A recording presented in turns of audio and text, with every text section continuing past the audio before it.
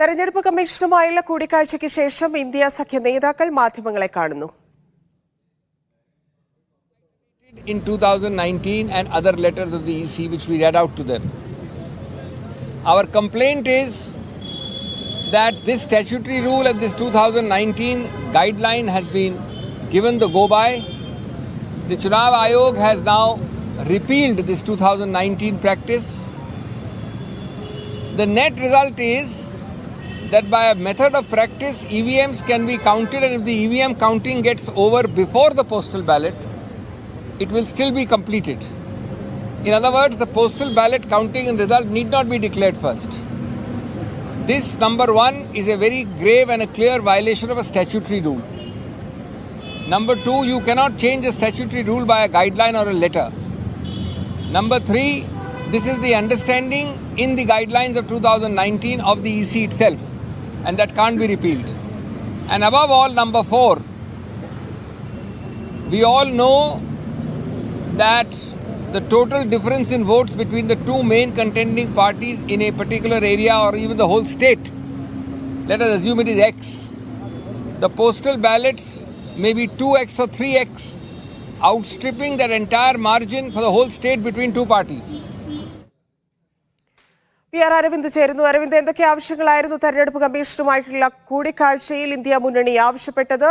അതിനുശേഷം വാർത്താ സമ്മേളനത്തിൽ എന്താണ് പറയുന്നത്?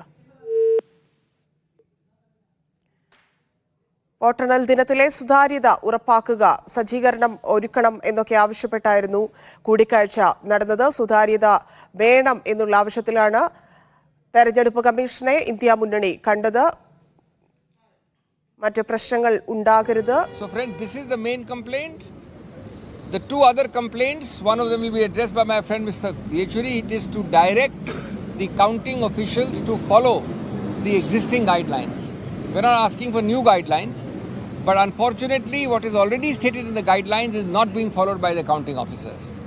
Thirdly, there are issues which the SP, Samajwadi Party, has raised about officers in certain areas and other issues. PR Aravind ചേരുന്നു. അരവിന്ദ്, കൂടിക്കാഴ്ചയിൽ എന്ത് സംഭവിച്ചു?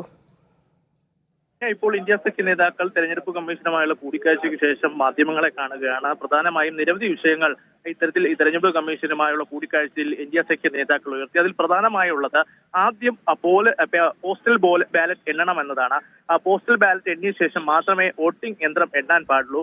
പലതവണ ഇത്തരത്തിൽ വോട്ടിംഗ് യന്ത്രം എണ്ണിയ ശേഷം പോസ്റ്റൽ ബാലറ്റ് എണ്ണിയ സാഹചര്യം ഉണ്ടായിട്ടുണ്ട്. അത് പൂർണ്ണമായും ഒഴിവാക്കണം. കഴിഞ്ഞ തവണ ബീഹാറിലടക്കം തെരഞ്ഞെടുപ്പ് നടന്നപ്പോൾ ആദ്യം EVM മെഷീനുകൾ എണ്ണുകയും അതിനുശേഷമാണ് പോസ്റ്റൽ ബാലറ്റ് എണ്ണിയ സാഹചര്യമുണ്ട്. ഇത് പൂർണ്ണമായും ഒഴിവാക്കണമെന്നൊരു ആവശ്യമാണ് ഇപ്പോൾ തെരഞ്ഞെടുപ്പ് കമ്മീഷന് മുൻപാകെ ഇപ്പോൾ ഇന്ത്യ സഖ്യ നേതാക്കൾ ഉയർത്തിയിരിക്കുന്നത്. ഇതുകൂടാതെ തന്നെ നിരവധി വിഷയങ്ങൾ, അതായത് വോട്ടെണ്ണൽ ദിനം നടക്കേണ്ട അല്ലെങ്കിൽ ഇത് സുതാര്യമായി നടക്കേണ്ട സാഹചര്യം അല്ലെങ്കിൽ ഇതുമായി ബന്ധപ്പെട്ട സജ്ജീകരണങ്ങൾ ഒരുക്കണമെന്നും തെരഞ്ഞെടുപ്പ് കമ്മീഷനോട് ഇത്തരത്തിൽ ഇന്ത്യ സഖ്യ നേതാക്കൾ ഉയർത്തിയിട്ടുണ്ട്. പ്രധാനമായും എക്സിറ്റ് പോൾ ഫലം വന്നതിന് പിന്നാലെയാണ് ഇപ്പോൾ ഇന്ത്യ സഖ്യ നേതാക്കൾ തെരഞ്ഞെടുപ്പ് കമ്മീഷനുമായി കൂടിക്കാഴ്ച നടത്തിയിരിക്കുന്നത്. നിരവധി നേതാക്കൾ, ഇന്ത്യ സഖ്യത്തിലെ പ്രമുഖ നേതാക്കളടക്കം ഇന്ന് തെരഞ്ഞെടുപ്പ് കമ്മീഷനുമായുള്ള കൂടിക്കാഴ്ചയ്ക്ക് എത്തിയിരുന്നു.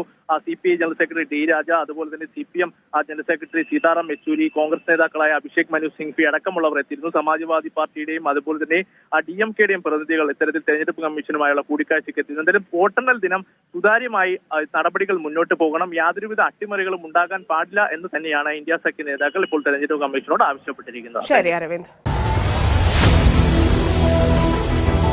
എണ്ണിപ്പറയും ഓരോ വോട്ടും. June 4 media വണ്ണിനൊപ്പം.